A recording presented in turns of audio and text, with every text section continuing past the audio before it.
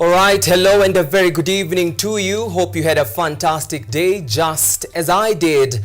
Welcome to KUTV News at 9 tonight. This is the last Thursday of the month of March, and as is the norm tonight, we'll be taking stock of the key occurrences in the month of March. This, among many other more stories coming up your way tonight. We have a wall-to-wall and a back-to-back coverage prepared for you tonight. But first things first tonight, let's get the highlights.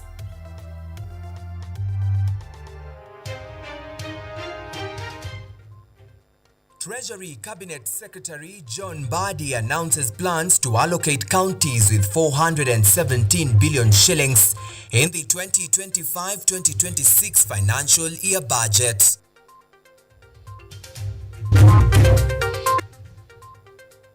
Journey to filling 6 IEBC commissioners kicks off with 5 out of 105 shortlisted candidates interviewed today.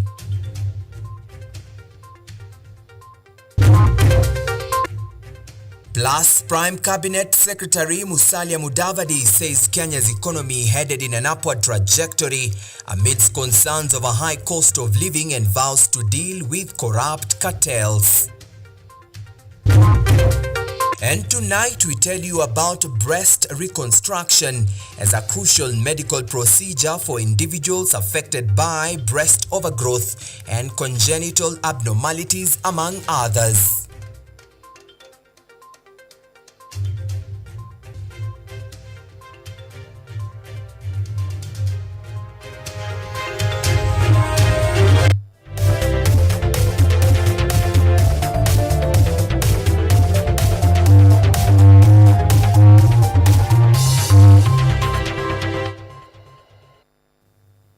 This is KUTV Primetime News with Theo Macharia.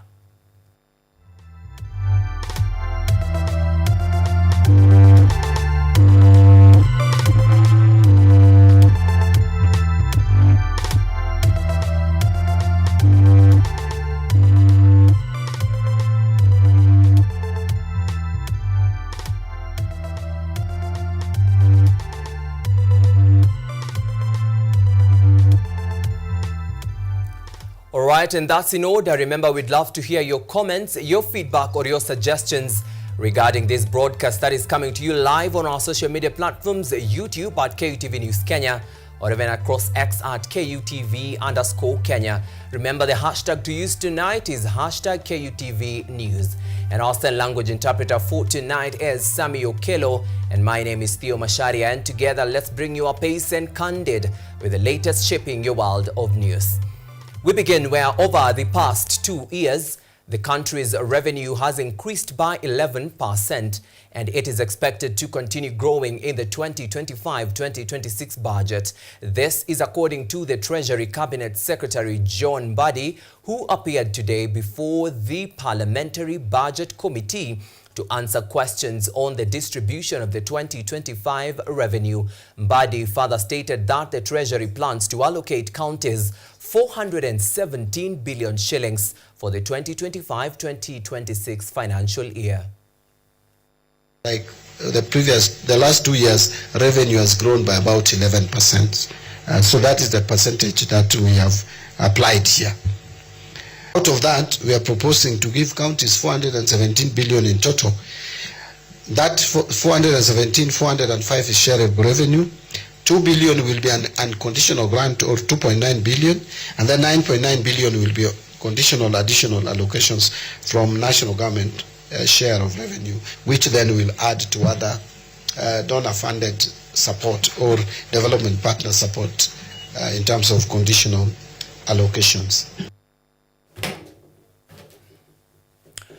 And IEBC and the selection process for the new IEBC commissioners began today as candidates faced the interviewing panel in a crucial step towards restoring leadership at the electoral body. While appearing before the Nelson Makanda-led panel, the candidates highlighted their expertise in dealing with crucial issues such as bribery, threats, or enticements during electoral processes.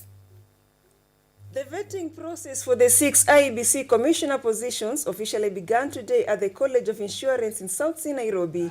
The selection panel conducted interviews for 6 candidates on the first day as part of the rigorous exercise that will run until April 24th.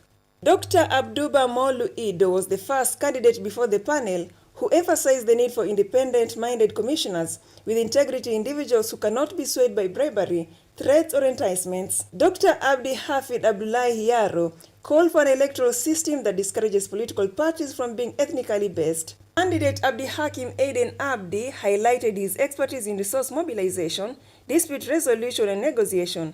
However, he was questioned on his legal advisory background, to which he clarified that his role was mainly business and legal advisory, not litigation.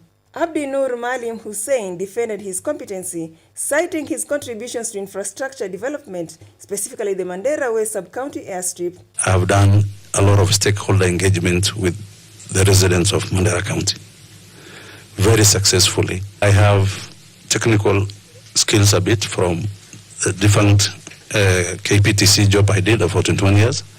Leadership that I garnered through experiential learning and even through the leadership institutions like KSG, where I've done SLDP and SMC, coupled, guided by the Constitution and the relevant acts, I have delivered for that county to the best of my ability, and the same I want to replicate if I'm given the position. Meanwhile, Abraham Kipruto Langat outlined his strategy to enhance the credibility of the 2027 elections, stressing the importance of disseminating accurate information to prevent election-related violence. To enhance that the transparency and accountability, if the law requires that we post results after, it speaks to the accuracy now after counting, after the agreement with the agents, and after that exercise is done.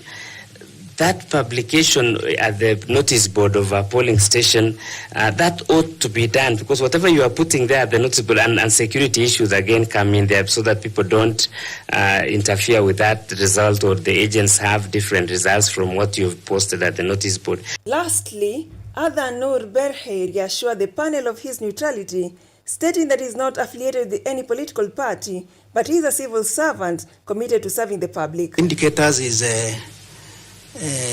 that the election was transparent, that you have realized that the election was transparent, and there was it will lead you to discover that there was accountability in the electoral process. It will also enable you to interact well also with the other stakeholders for them to give you feedback. The selection panel will continue the vetting process in the coming days as the country awaits the appointment of the new IEBC commissioners. Brenda Nyongesa, KUTV. All right, many thanks Brenda Nyongesa for that comprehensive report, and we proceed where President William Ruto's nominees for principal secretary positions are set to face Parliament for approval hearings on April 4th and April 7th, 2025 consecutively. The National Assembly clerk Samuel Njoroge confirmed that House committees will conduct the vetting process. Among those appearing on April 4th are Ahmed Ibrahim for National Government Coordination, Stephen Isaboke for Broadcasting, and Oluga Ouma for Medical Services. Others including Caroline Karugu for EAC Affairs and Judith Pareno for Justice will face panels on April 7th. Members of the public contesting any nominee must submit affidavits by April 3rd.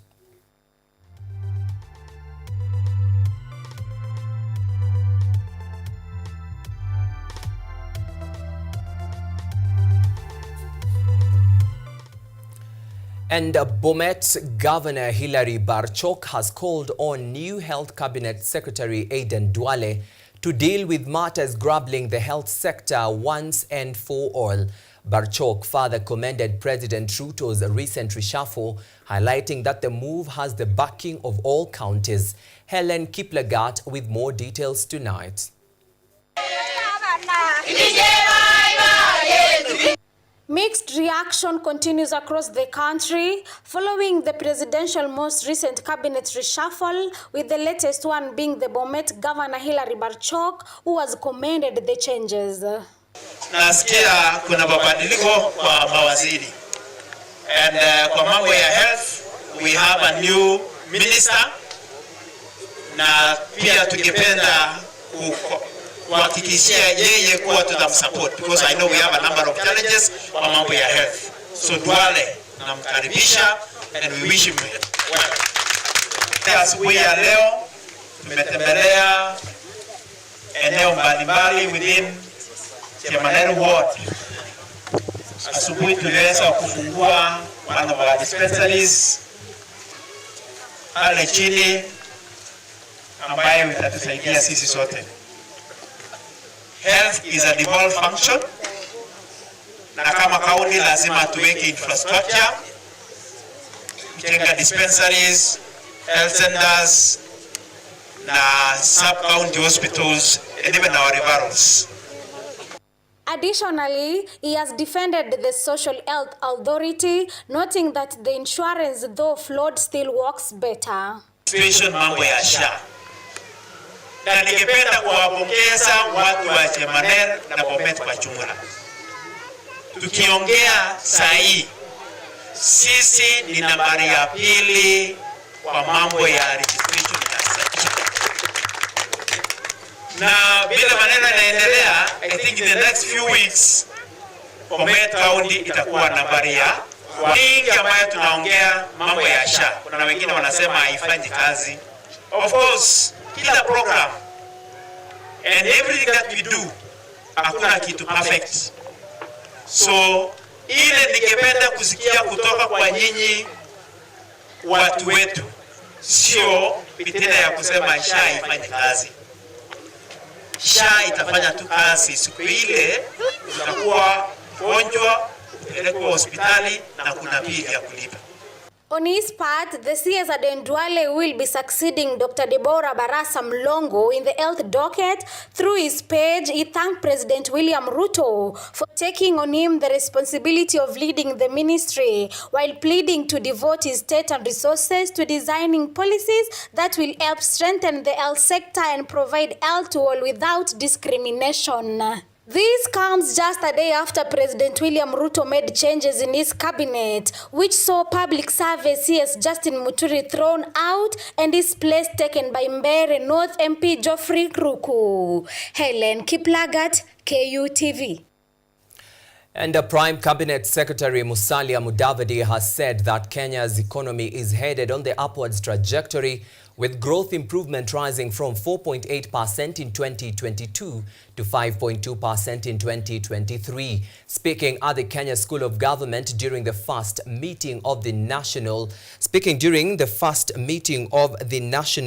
Conference, Mudavadi said that inflation significantly dropped from 9.2% in September 2022 to 3.5% in February 2025, showing a positive growth in the overall gross domestic.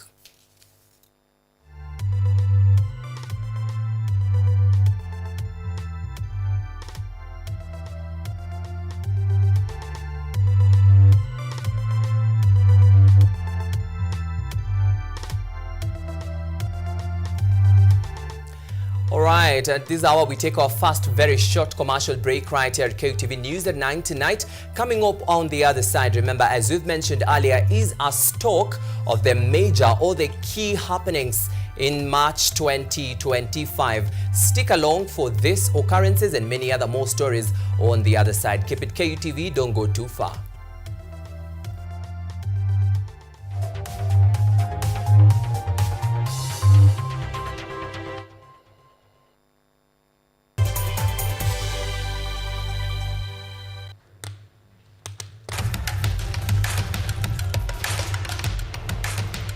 Access to knowledge, solution to unanswered questions.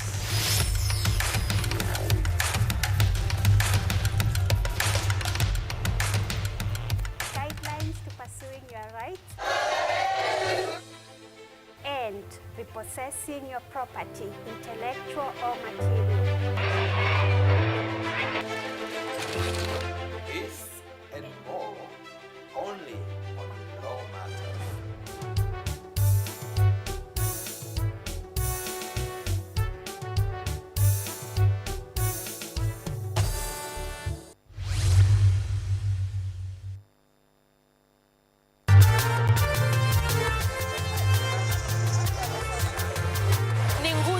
na uso wa jamii. Kupanda shuka akawa tuzo, ukakamavu wake ukatii na kumfanya mwenye bidii. Kwa machozi na makeke akabaini jinsi ya kuwini. Huyu ni mwanamke ngangari kwa jinsi alivyo ng'ari. Mimi ni mwanamke mwake. Usikose kutazama kipindi cha mwanamke mwake nami Caroline Kimwele.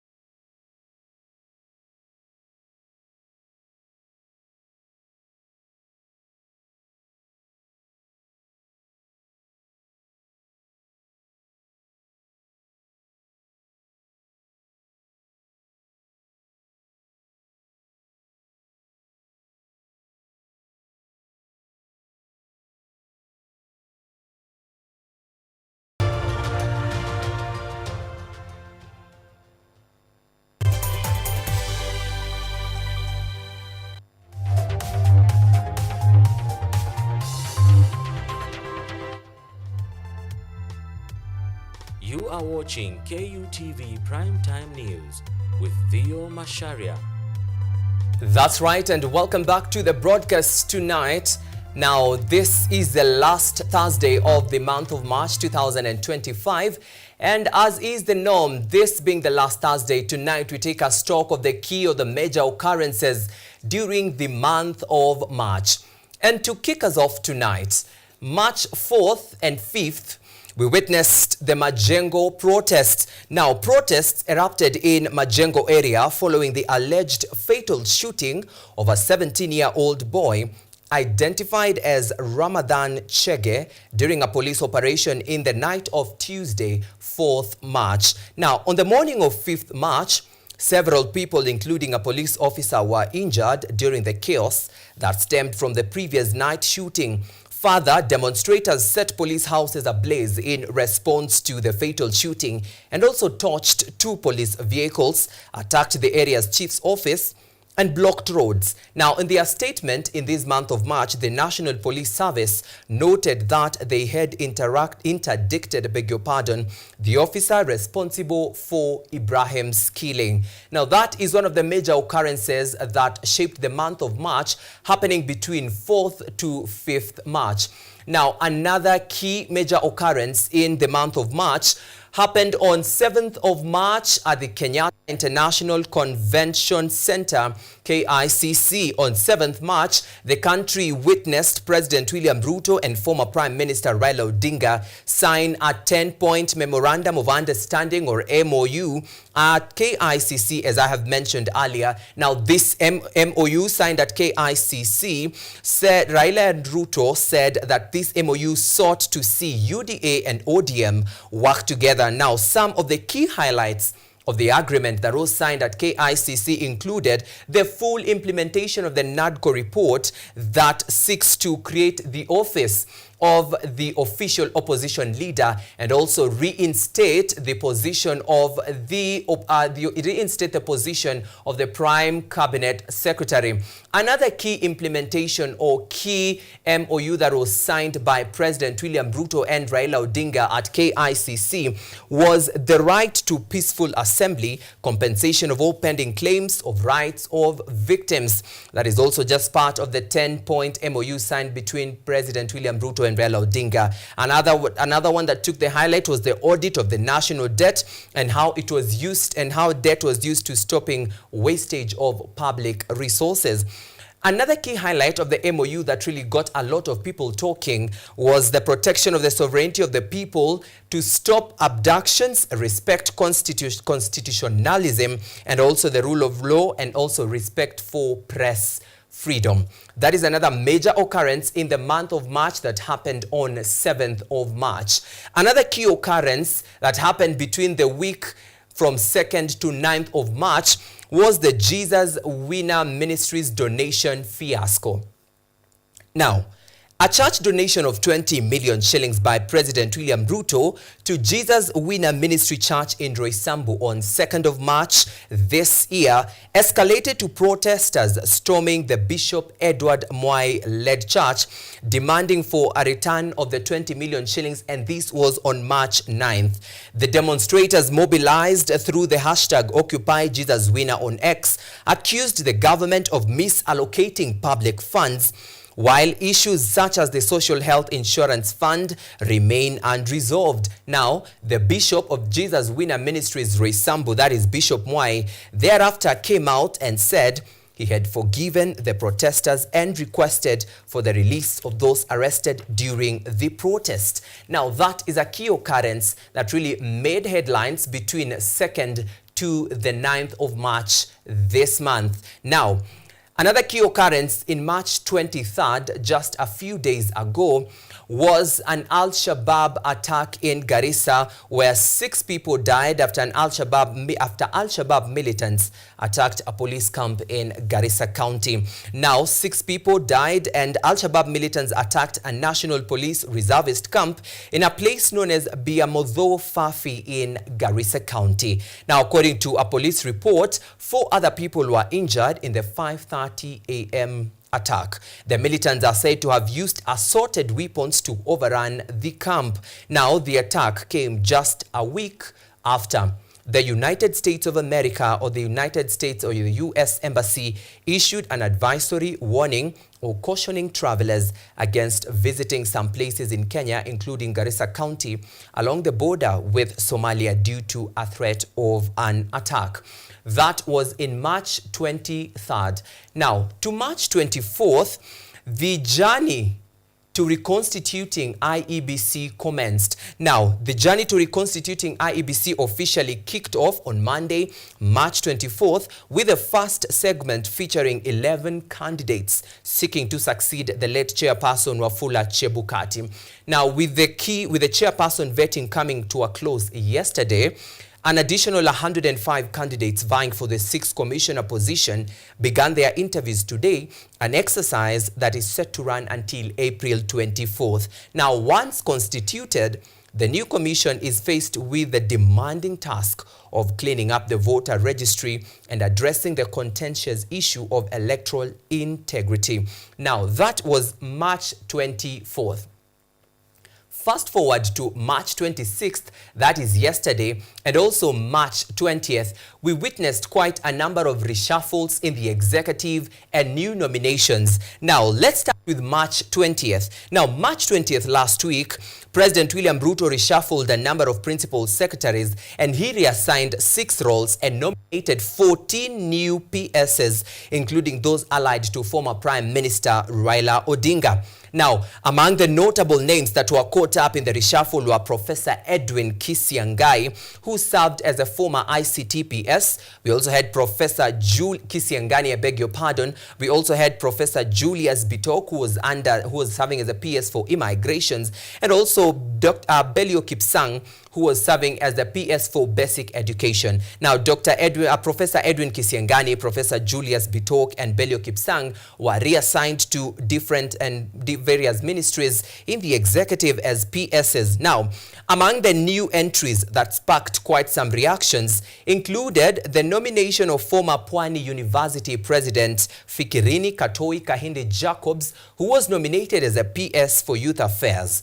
Now, their vetting is set to commence next week. Fast forward to yesterday, March 26th. Now, yesterday, March 26th, we saw President William Ruto sack former Attorney General Justin Muturi, who was sent packing, and his replacement, that is Mbeere North Member of Parliament Geoffrey Ruku, coming from his region and also his party, that is the Democratic Party. Another new face nominated into the cabinet was Hannah Teriki Wendot Cheptumo, who is the widow of former Baringo Senator William Cheptumo. Now, who was nominee that is Hannah Teriki, was nominated as CS Gender, Culture, Arts and Heritage. Now, those are the new entrants into the latest cabinet reshuffle. Mbere of Parliament Geoffrey Ruku and Hannah Teriki Wendot, who has been nominated as the CS for Gender, Culture, Arts and Heritage. And of course, CS's Eden Dwale Bare and Deborah Barasa Mlongo, they swapped their ministries in the latest cabinet reshuffle. Now, the latest cabinet reshuffle that happened just yesterday, that is March 26th, has raised more questions than answers from Kenyans. And now on to the latest, and the latest occurrence in the month of March is the WRC Safari Rally. Now, the 2025 WRC Safari Rally Championships, dubbed the Rally for the Fans, made headlines and left a mark to many motorsport enthusiasts who navigated the heavy rains, the sun and chilly weather in the 4-day event that concluded last Sunday at Hell's Gate National Park, with Welshman and Toyota ace Elfyn Evans emerging as the winner during this year's WRC Safari Rally Championships. Now, the organizers, this year was quite a unique event because the organizers of the WRC 2025 were forced to open the finishing area to the public for the first time ever since the Safari Rally returned to the WRC in 2021.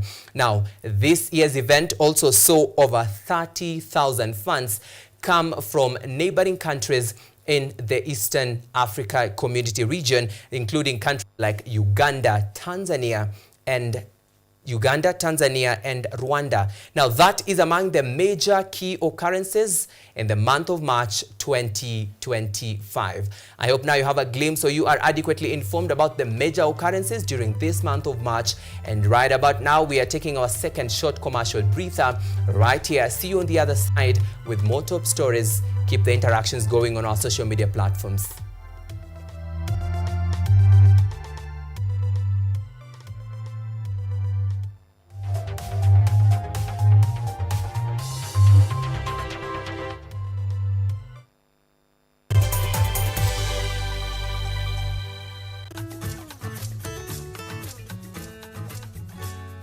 Hi, my name is Theo. Jina langu naitwa Okemwa Mukwa James. This is Mandela Gaya. Ugonjwa ulipokuja ulichukua siku 3 ukaniweka in coma.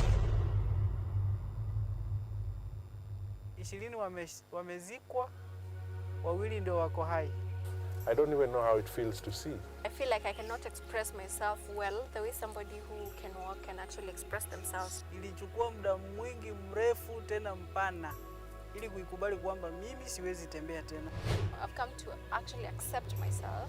Ukijaribu kumsimamisha mtu umwambie tafadhali nionyeshe njia, they find it quite strange talking to you. You should just make schools integrated, inclusive setups, by providing the right facilities.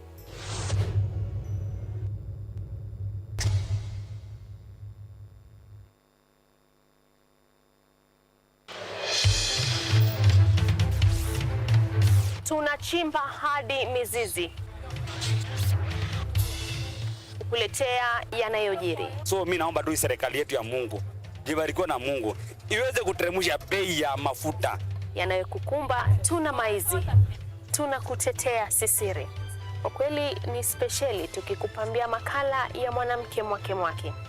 Utasema hupendi mizizi ya habari. Nami Caroline.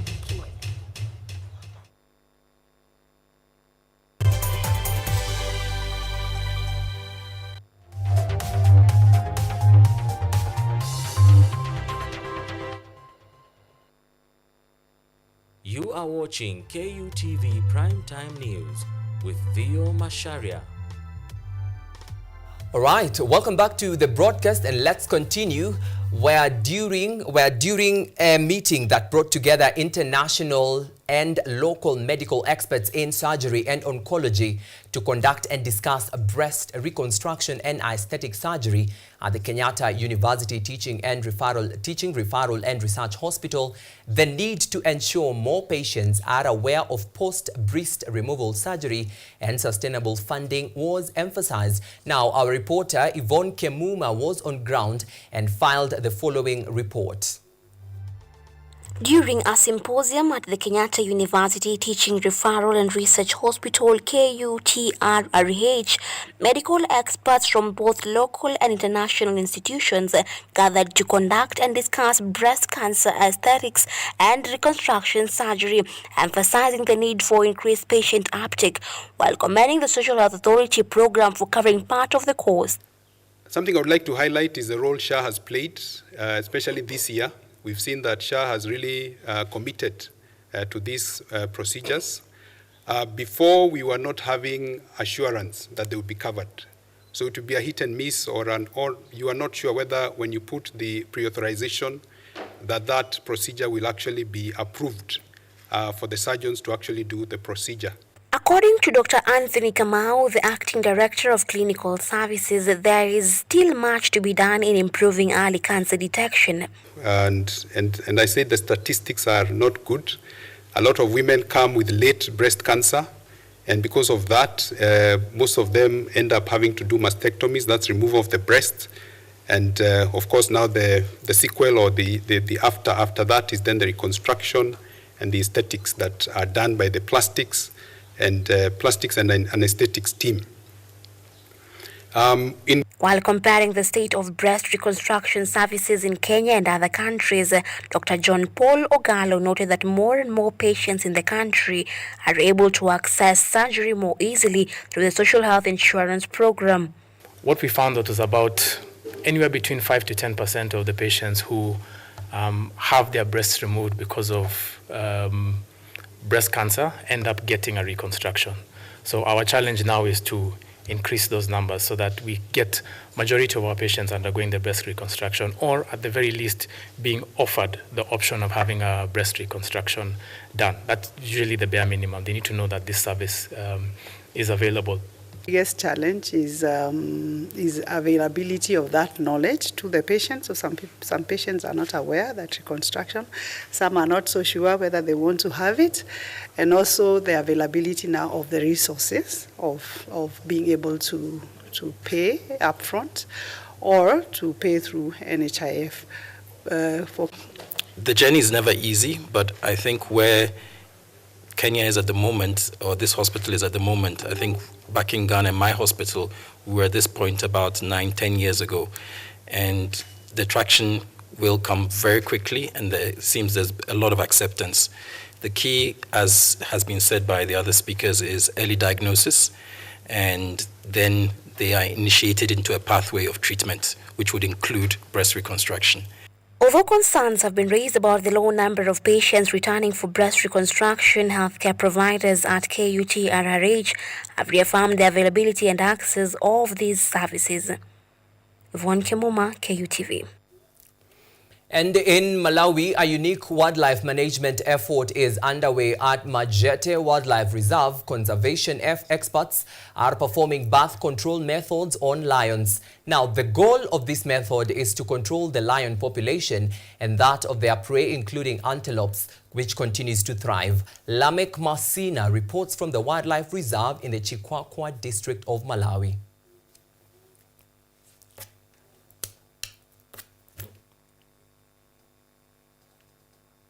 As wildlife experts say, the lion population here has grown to over 100. The experts say the population boom will likely lead to a decline in smaller species the lions prey on. We haven't seen any significant impacts on prey populations yet.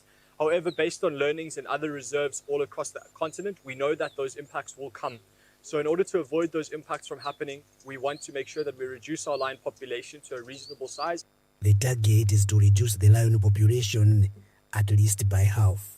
The Macharia Wildlife Reserve is home to various animal species. Authorities say animals at risk of depletion include rare species of antelopes, elands, and hartebeests. Every now and then we see something, out of the ordinary, such as a sable. But in general, it definitely seems to be waterbuck, buffalo, and warthog being taken the most. Greg says so far 13 adult males and 15 adult female lions have received contraception. We first requested in 2022 to have contraception of females. It was a deslorilin implant that went in between the shoulder blades. Then vasectomizing the male lions started in about May last year. Some animal welfare campaigners fear the contraception methods may harm the animals' health. They say moving the lions would be a better option. Conservation experts say they haven't seen any side effects from the contraception and say that in Malawi there aren't enough fenced-in reserves to safely put the lions. So it would be irresponsible to move lions to reserves that don't have fences. Now, the only reserves in Malawi that have actually got fences right around the reserve are the AP Parks Run reserves. And the other one that we've got in Malawi is Lwande National Park. But Lwande's got its own number of lions, and their numbers have also increased. In the meantime, authorities say with such safety concerns, contraception remains a better option to manage the booming lion population in Malawi. Lamek Masina, VOA News, Chikwawa District, Malawi. All right, and time for us to take another short commercial breather right here on the broadcast. Coming up on the other side are sports stories. As I said earlier, keep it KUTV, don't go too far. See you then.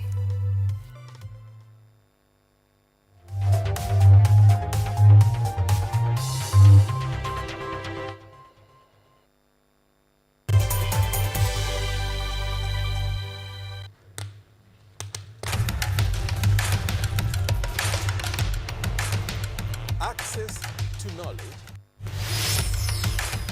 solution to unanswered questions.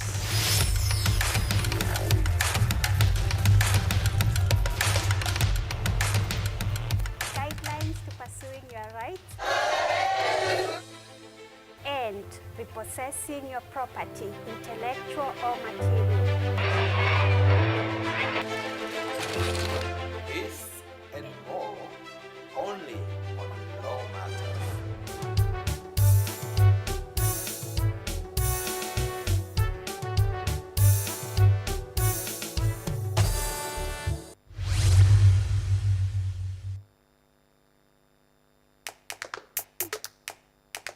Badala ya kutafuta kazi, tunaweza kuanzisha miradi yetu ambayo ingetusaidia kubadilisha maisha ya wazazi wetu. Kwa vijana wenzangu, wengi hawana kazi, lakini ikiwa sisi wenyewe tutajiamini, tunaweza kujiajiri wenyewe. Afrika kwa kweli tuna mahitaji ambayo ukiyasuluhisha unaweza kuathiri watu kwenye bara hili bila woga. Watu huwa na uzalishaji zaidi, wanajawa na ujasiri, wanakuwa wabunifu na wanakuwa wenye maarifa. Niliamua kuacha kazi, hata kama sitafanikiwa, nitakuwa nimejaribu, nitakuwa najua haiwezekani. Hakuna kitu cha ajabu hapa. Kila anayepata ufanisi hufanya kazi usiku na mchana. Kitu kitakusukuma na kuwezesha kupata maarifa ambayo hukuwa nayo. Tunajaribu kutengeneza kitu kitakachopita mipaka ya nchi hii. Ikiwa unataka kubadilisha ulimwengu, anza na nyumbani.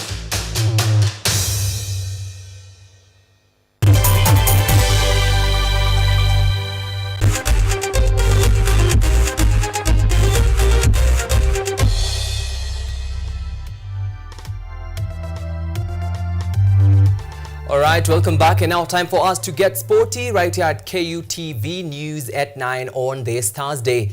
And the National Olympic Committee of Kenya, NOCK, Secretary General Francis Mutuku has officially launched his manifesto ahead of the end of the NOCK Kenya elections set for 24th of April 2025.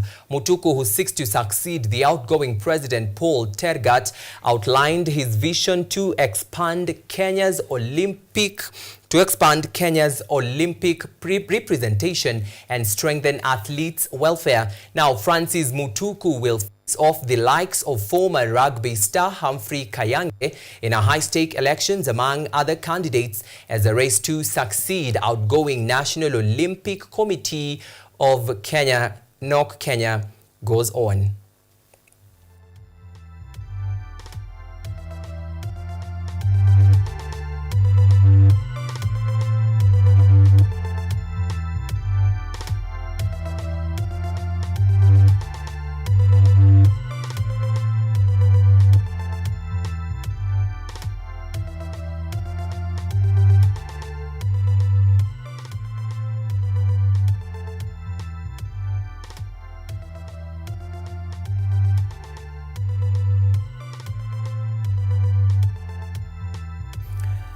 All right, and the fate of young footballers in Mavoko, Machakos County now hangs in the balance following a court ruling made by the Machakos Lands Court that overturned the ownership of disputed land from public to private property. According to the locals, the move not only threatens their participation in the Football Kenya Federation Premier League, but also the future of talent development in the area. The residents are now banking on Machakos Governor Wavinya Ndeti and the national government as their only hope to intervene and reclaim the football pitch, previously considered a public land. Take a listen.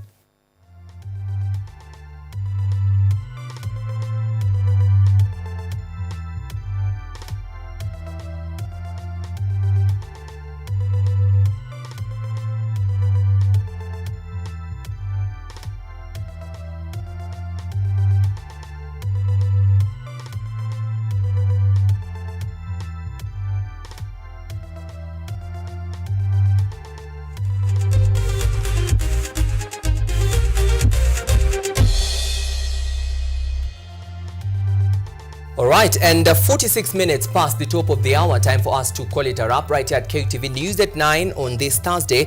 But just before we leave, just to sample some of the comments coming in our social media platforms, that is YouTube at KUTV News Kenya.